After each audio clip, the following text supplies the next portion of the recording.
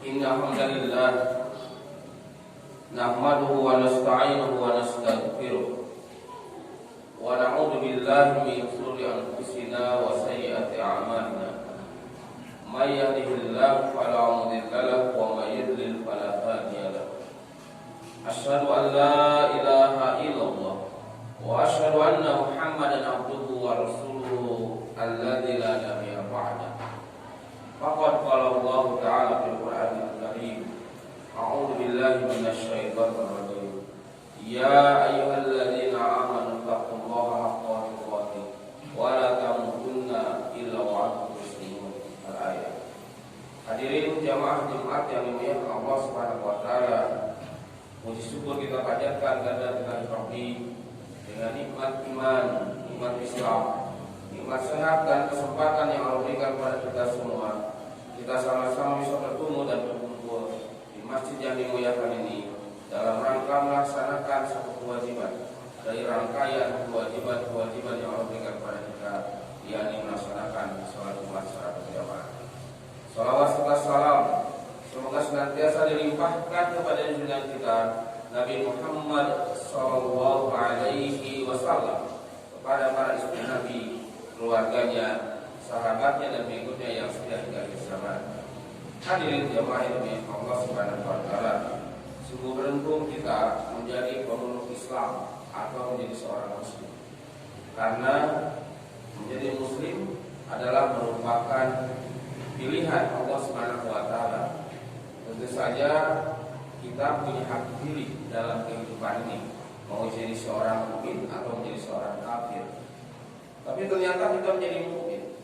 Mukmin ini bukan hanya sebatas karena pilihan kita saja, tapi seseorang menjadi mukmin itu karena memang Allah memilih dia menjadi seorang mukmin. Dari jumlah manusia yang kurang lebih 7 miliar saat ini, ada 2 miliar beragama Islam, termasuk kita insya Allah. Ada 2,3 miliar beragama Kristen, dan sisanya adalah agama lain-lain. Tentu saja, sebagaimana yang saya katakan tadi, bahwa kita menjadi muslim adalah dipilih oleh Allah. Jadi kita ini merupakan orang-orang pilihan Allah dari 7 miliar manusia itu. Kita termasuk yang dipilih Allah menjadi seorang muslim. Tentu ini nikmat yang sangat besar. Maka nikmat Islam ini harus disyukuri. Kenapa? Supaya Allah menambah nikmatnya. Sebagaimana ayat yang sering Allah Subhanahu wa taala sampaikan kepada kita, bahwa sesungguhnya siapapun yang bersyukur dengan nikmat Allah, maka Allah akan tambah nikmatnya. Wa ta'adzara rabbukum la in syakartum la azidannakum wa la in kafartum inna adzabi lasyadid. Dan ingatlah ketika Allah mengumumkan kepada semua manusia makhluk-makhluk di muka bumi ini, la in syakartum la azidannakum. Apabila kamu bersyukur dengan nikmat yang telah berikan, la azidannakum, aku akan pasti tambah nikmat-nikmatku. Wa la in kafartum, tapi kalau kamu ternyata mengkufuri nikmat itu, inna adzabi lasyadid, sesungguhnya siksa sangat pedih. Tadi menjamaah yang Allah Subhanahu wa taala, yakinkah kita atau telah merasakannya kita bahwa sesungguhnya Islam kita ini merupakan nikmat yang besar dari Allah? Kalau kita yakin, maka harus disyukuri. Bagaimana cara mensyukuri nikmat Islam ini? Maka tidak ada cara kecuali dengan ketaatan kepada Allah Subhanahu wa taala tanpa ada satu sedikit pun. Semua yang Allah perintahkan laksanakan oleh kita. Semua yang dilarang oleh Allah Subhanahu wa taala tinggalkan. Itulah cara bersyukur ketika kita mendapatkan nikmat Islam. Bohong kalau seseorang mengatakan saya nikmat dalam Islam ini, tapi dia masih melakukan hal-hal yang dilarang oleh Allah Subhanahu wa taala. Bohong kalau seseorang mengatakan saya nikmat dengan agama Islam ini, tapi dia masih meninggalkan perintah-perintah Allah Subhanahu wa taala. Dalam kata lain, kewajiban kita dalam rangka mensyukuri keimanan dan keislaman yang kita miliki adalah hendaknya kita berupaya setiap saat untuk menjadi seorang yang takwa. Itulah yang diminta oleh Allah Subhanahu wa taala, sebagaimana yang dalam mukadimah dibacakan, ya ayyuhalladzina amanu taqullaha haqqa tuqatih wa la tamutunna illa wa antum muslimun. Wahai orang-orang yang telah beriman, nikmat yang telah diberikan, nikmat apa? Nikmat iman. Kalau dibandingkan dengan isi dunia ini, harta, jabatan, anak, istri, apa Nikmat-nikmat yang Allah berikan ini tidak ada yang sebanding dengan nikmat keimanan kita dan keislaman kita. Kenapa? Karena nikmat-nikmat yang Allah berikan selain nikmat-nikmat Islam itu akan kita tinggalkan sepanjang muka bumi ini. Tapi yang bisa menyelamatkan kita nanti yaumil kiamah, setelah kematian kita, bahkan ketika kita mati pun yang akan memberikan keselamatan kepada kita adalah nikmat iman dan nikmat Islam itu sendiri. Maka wajib dipelihara dengan cara tadi menjadi seorang yang takwa, menggapai diri sebagai orang takwa. Bagaimana caranya? Ketaatan kepada Allah Subhanahu wa taala. Sebagaimana taat kita melakukan sholat yang 5 waktu, sujud, ruku kita. Buat siapa itu? Buat kita sebagai bukti kita mensyukuri nikmat iman dan Islam. Allah tidak butuh nikmat, Allah tidak butuh ruku dan sujud kita. Allah tidak perlu dengan infak dan sedekah kita. Allah tidak perlu dengan apapun yang kita miliki. Tapi kita yang perlu itu dalam rangka membuktikan kesyukuran dengan nikmat iman Islam itu, maka kita sholat, melakukan takbir, ruku, sujud, tilawah, berinfak, bersedekah, melakukan kebaikan-kebaikan, berbuat baik kepada kedua orang tua kita,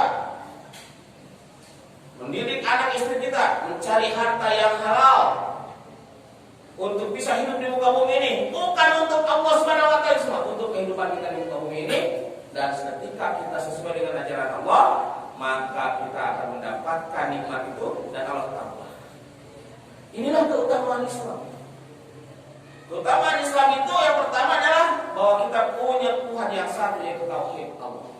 Sentralisasi dalam Islam itu adalah Allah. Semuanya tergantung kepada keputusan-keputusan Allah Subhanahu wa taala.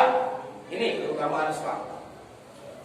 Semua yang kita lakukan ini akan kita serahkan, akan kita lihat dengan timbangan tauhid, yaitu kehendak Allah.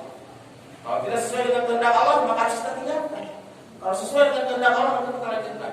Inilah keutamaan Islam, yaitu tauhid, Tuhannya hanya satu, yaitu Allah Subhanahu wa taala. Yang kedua keutamaannya itu adalah diturunkannya Nabi Muhammad, diutusnya Nabi Muhammad sebagai Nabi dan Rasul. Karena kita nggak bisa langsung menerima wahyu dari Allah, maka Allah menurunkan wahyu itu melalui malaikat Jibril kepada Nabi Muhammad SAW, sehingga sampailah kepada kita saat ini wahyu-wahyu itu. Itulah syariat, hukum-hukum Tuhan yang Allah Subhanahu wa taala, maka syariatnya, hukum-hukumnya yang termaktub, yang ditetapkan dalam Al-Quran dan As-Sunnah As-Sahihah. Ini keutamaan Islam.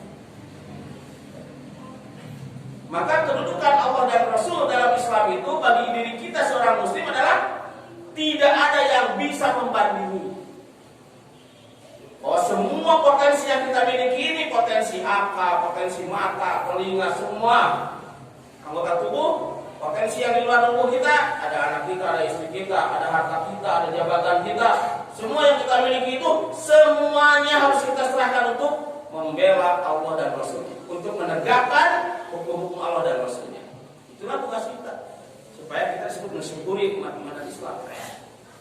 Kalau tidak melakukan itu, maka kita tidak mensyukuri nikmat Islam, iman dan Islam. Ada potensi Allah cabut, naudzubillah. Nah, ini jamaah jemaat yang dimuliakan Allah Subhanahu wa taala. Maka dalam rangka melaksanakan kewajiban-kewajiban tadi, kita diwajibkan melaksanakan mulai dari pribadi kita masing-masing. Sholat, saum, zakat, haji, kemudian infak, sedekah, itu di kewajiban masing-masing kita. Begitu hubungan dengan muamalah, nikah dari orang lain.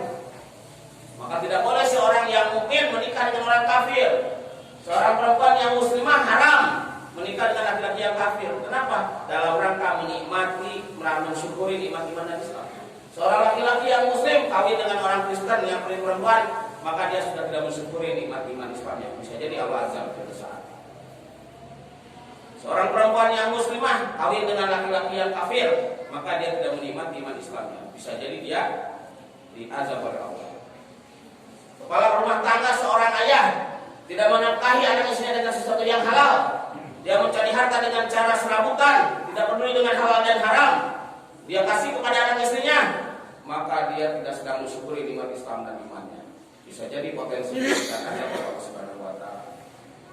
Seorang penguasa di suatu daerah, wali kota, membiarkan kemaksiatan di kota Bandung ini, tidak memberikan aturan, tidak memberikan larangan terhadap maksiat-maksiat di kota Bandung ini, bahkan melecehkan hukum Islam, maka dia tidak sedang menikmati iman, tidak mensyukuri nikmat iman dan Islamnya.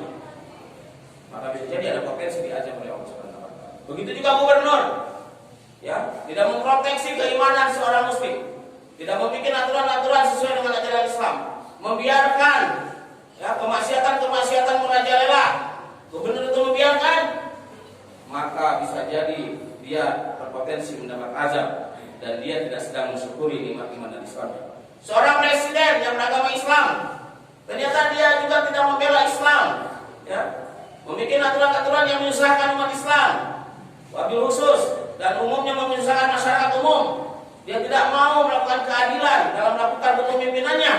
Siapapun dia, mulai tingkat keluarga, seorang ayah, RT, RW, lurah, camat, bupati, wali kota, gubernur, anggota DPRD yang beragama Islam, dia tidak mau tunduk dan taat terhadap syariat Islam, maka sesungguhnya dia sedang maksiat dan tidak sedang mensyukuri nikmat-nikmat Islamnya dan berpotensi Allah berikan azab. Nauzubillah. Hadirin jamaah Jumat yang dimuliakan Allah Subhanahu wa taala, itu pribadi dan lingkungan masyarakat. Keistimewaan Islam ini tidak begitu saja bisa dilaksanakan dengan mudah oleh kita. Ada tantangan secara pribadi tadi. Kadang-kadang kita untuk sholat sukat waktu aja susah.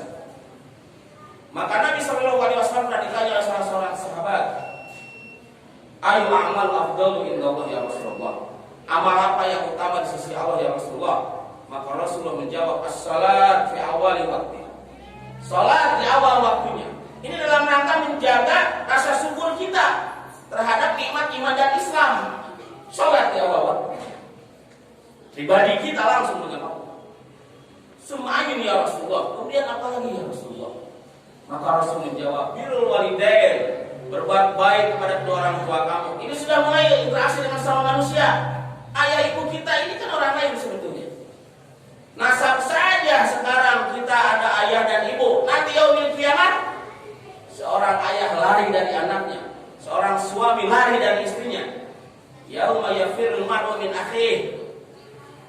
Ya. Di hari ketika itu lari, ya, bercerai-berai. Seorang suami dengan istrinya, seorang anak dengan ayahnya. Ketika yaumil kiamat, semua tergantung keimanan dan amal soleh masing-masing. Tapi Rasulullah menyatakan kepada kita birrul walidain, amal yang utama yaitu berbuat baik. Siapapun yang punya orang tua hari ini mencapai umurnya 60, 70, kemudian seorang anak tidak bisa berbakti kepada dia sehingga tidak menyebabkan dia masuk surga, sangat rugi.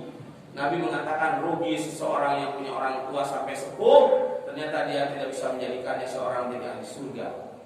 Maka siapapun yang sekarang punya orang tua yang umurnya sudah sepuh, itu lahan surga yang paling istimewa diberikan oleh Allah pada kita.